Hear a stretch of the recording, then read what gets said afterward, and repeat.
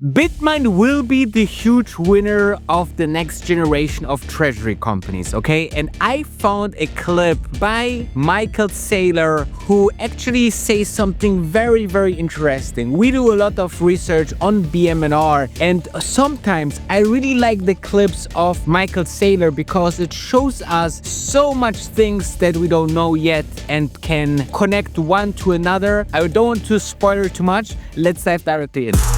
Welcome to the game, I'm the wolf of Dubai. Welcome to a brand new video. If you don't know who I am, I may be the biggest Bitmine show on the planet, okay? So we're making every single day at least 2 videos about Bitmine, so follow all of my channels.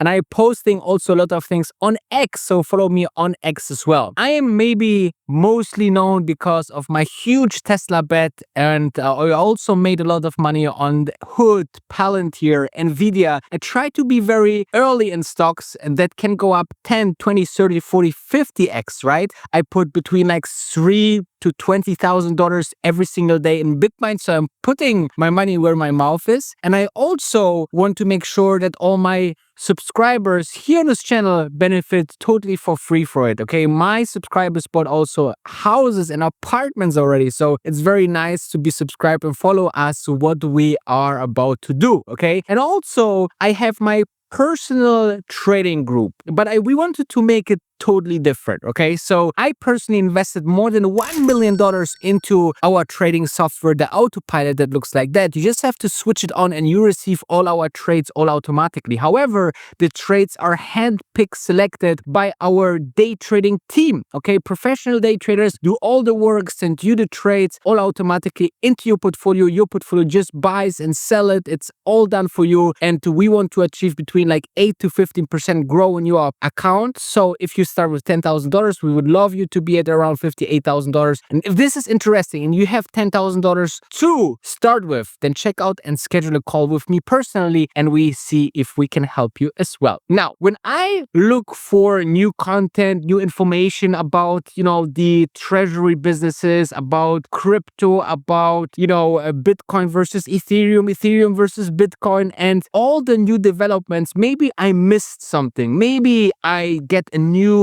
kind of light on something. And today I actually was getting a massage, and I feel like this is one of the most amazing parts of the day, especially when we are here in Asia and you get those massages, and then you can really think for yourself, right? You think about, wow, what could be the next push and why Bitmine could be so successful, what I have not yet thought through, right? And I think that there's no one on the internet that putting so much thought and time with the whole team into Bitmine. So I was thinking about this one moment where I watched this presentation of Saylor. And Saylor, you can think about him as a Bitcoin maximalist or maybe a totally weird guy that, wanted to rescue his software company. But as more content I watch on him, he actually grows me, okay? And I watch his old content, 10 years ago and see if there's a pattern and if he was right?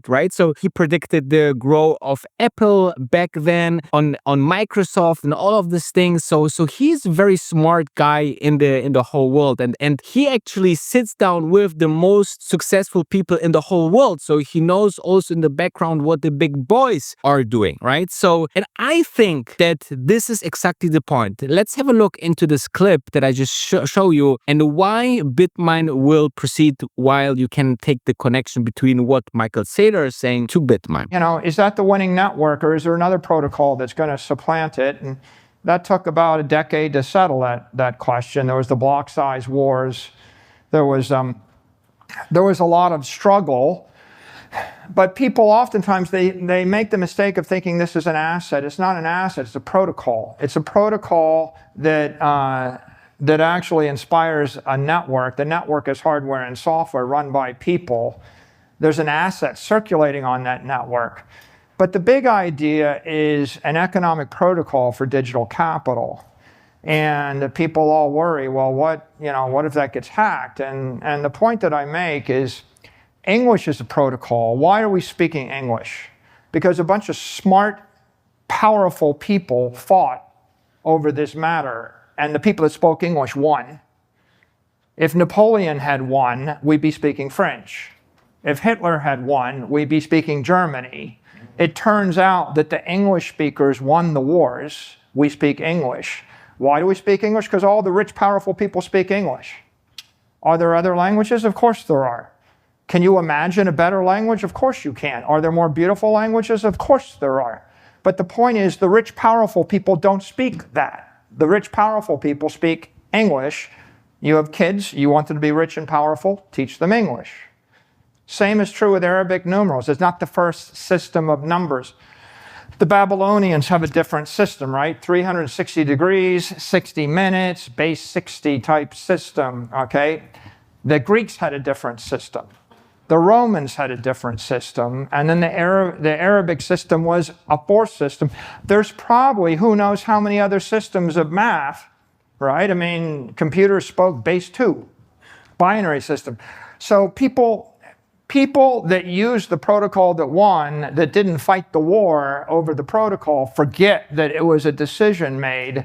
And why do we use 0, 1, 2, 3, 4, 5, 6, 7, 8, 9? Because all the rich, powerful people settled upon it. But by the way, not just because they settled on it, it was better. If you actually try to do math or build computers with Roman numerals versus computers with Arabic numerals, or Arabic just works better, right? So sometimes a protocol has an advantage, and that advantage manifests itself. And if you look at this picture, what is this telling you? This is saying that Bitcoin is the winner because it's the most powerful electrically. It's got 24 gigawatts of electricity. It's the most powerful computationally. It's got 1100 exahash. That's more computer power than Microsoft and Amazon and Apple can muster to attack the network right now. So it was the most powerful computationally. It's the most powerful commercially, right? What you got a security or a stock? How many of your stocks trade on 1,000 exchanges simultaneously everywhere in the world, 24/7, 365? That's a simple question for me to answer because the answer is none, right? It's like I just listed a stock in Europe. We listed STRE. We listed on the Luxembourg Stock Exchange. That's one of 27 capital markets in Europe. One of 27. I tried to actually list a euro stock on the NASDAQ. NASDAQ doesn't support euros. You can't have a euro-based stock on the NASDAQ.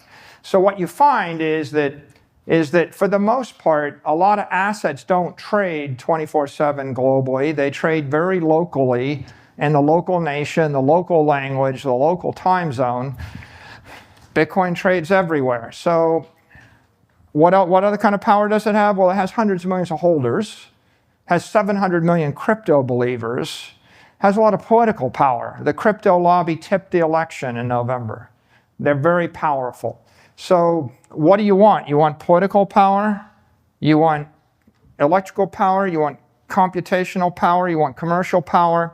And then the other thing it has is economic power. There's $1.2 trillion of actual dollars that have been invested in that network.